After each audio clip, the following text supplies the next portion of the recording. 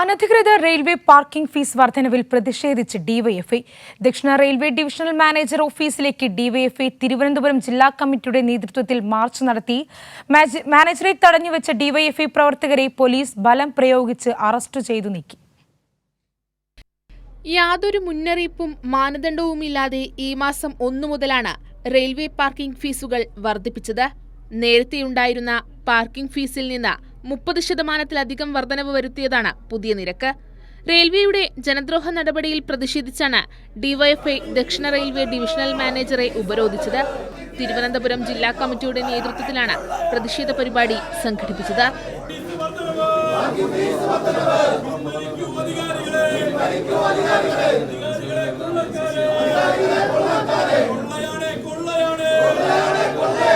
അകത്തുകയറി പ്രതിഷേധിച്ച ഡിവൈഎഫ്ഐ പ്രവർത്തകരെ പോലീസ് ബലം പ്രയോഗിച്ച് അറസ്റ്റ് ചെയ്തു നീക്കി.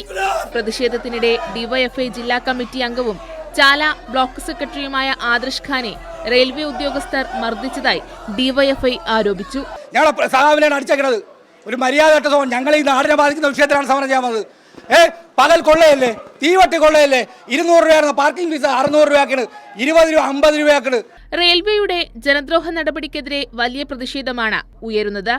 സാധാരണക്കാരായ ജനങ്ങളെ കൊള്ളയടിക്കുന്ന റെയിൽവേ നടപടി പിൻവലിച്ചില്ലെങ്കിൽ ശക്തമായ പ്രതിഷേധവുമായി മുന്നോട്ടു പോകാനാണ് ഡിവൈഎഫ്ഐയുടെ തീരുമാനം.